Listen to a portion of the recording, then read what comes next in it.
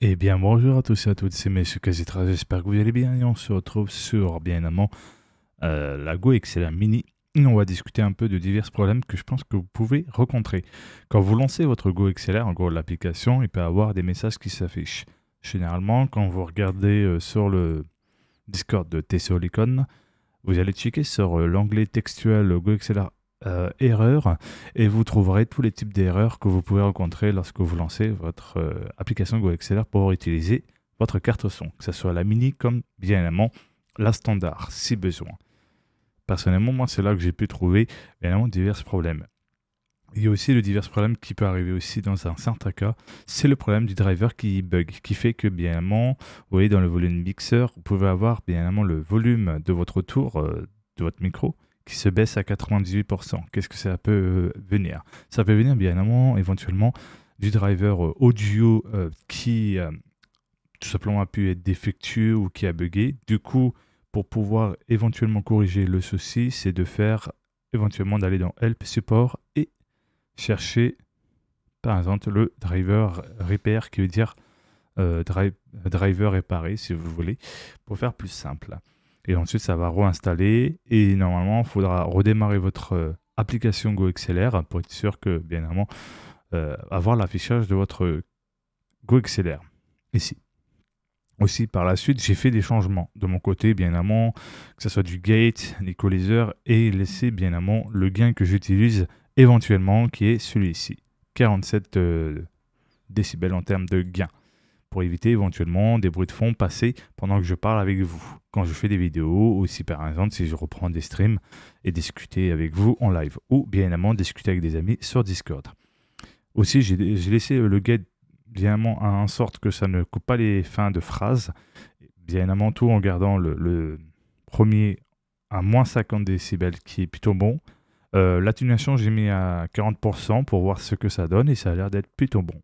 Après l'attaque, j'ai laissé à 10 ms et le relay, j'ai laissé par défaut à 200. Après, concernant éventuellement l'équaliseur, j'ai réussi à trouver pour plusieurs domaines que je recherchais. Bien évidemment, vous avez celui où on ne trouve pas du tout notre voix, bien évidemment, qui va juste capter tous les bruits type ventilo, PC. Et ensuite, bien évidemment, côté le 125 Hz que j'ai mis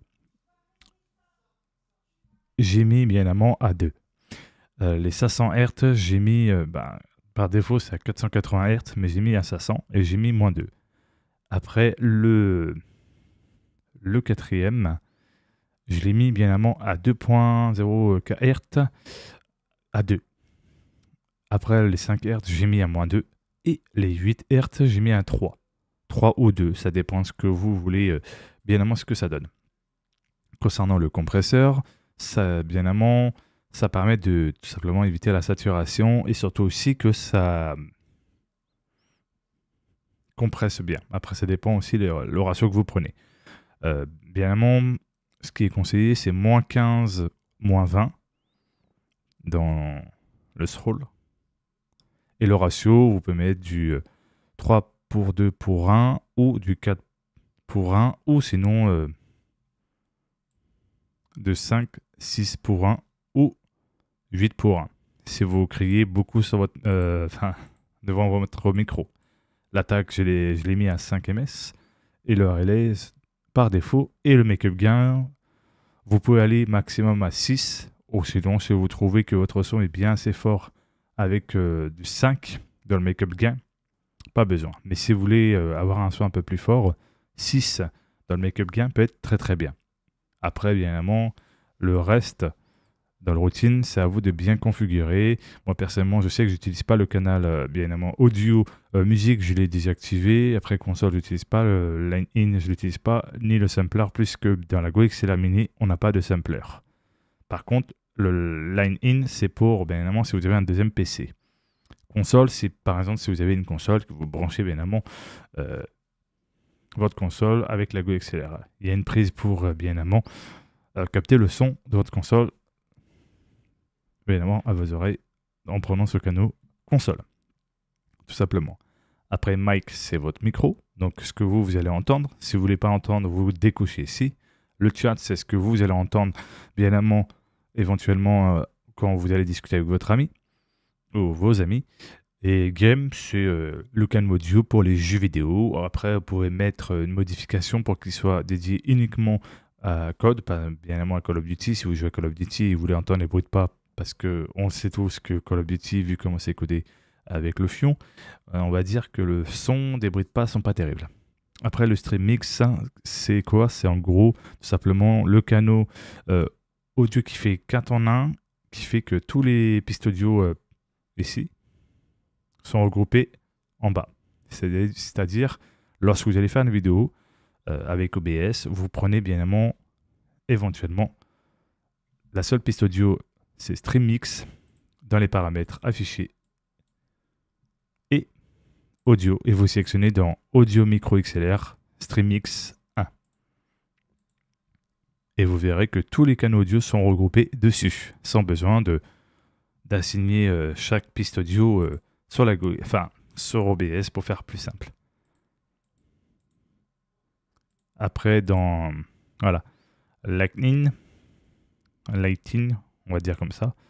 Dans le channel 1, vous pouvez activer Gradient et Emitter. Là, vous allez voir bien évidemment la couleur de votre GoXLR plus la jauge qui sera colorée quand vous allez parler. Et dans Global, vous pouvez mettre une petite animation mode qui peut vous donner un petit style un peu Rainbow Retro ou Rainbow Bright ou Rainbow Dark ou bien évidemment tout simplement l'animation simple selon ce que vous recherchez ou sinon pas d'animation. Après, vous pouvez créer plusieurs profils ici et un profil micro ici. Au début, vous allez avoir ce par défaut. Et le slip ici, c'est par exemple, hop. Ça, c'est en gros, oula, ça, c'est en gros pour faire simple, pouvoir éteindre votre GoXLR. Donc, celui que j'ai sélectionné, que vous avez pu plus m'entendre, c'est normal. Quand vous remettez votre profil main, là, vous allez voir que vous allez vous entendre et que, bien évidemment, c'est très utile pour être sûr de pouvoir bien éteindre votre GoXLR quand vous allez éteindre votre PC, parce que vous allez voir que votre GoXLR sera toujours allumé, même si vous avez éteint votre PC. Allez, voilà, donc j'espère que ça a pu vous aider et que, évidemment, je fais toujours continuellement des améliorations audio. Et puis, si, par exemple, ça vous a amélioré également l'audio et que vous trouvez qu'il est mieux, voire même excellent que le premier que j'ai pu vous montrer sur l'ancienne vidéo tuto de l'amélioration audio. En tout cas, si ça vous a plu, n'oubliez pas de vous abonner, de mettre un pouce bleu, d'activer la cloche et bien évidemment aussi de partager. En tout cas, on se dit à la prochaine pour les prochaines aventures. C'était Monsieur Kazitra. Ciao, bye bye.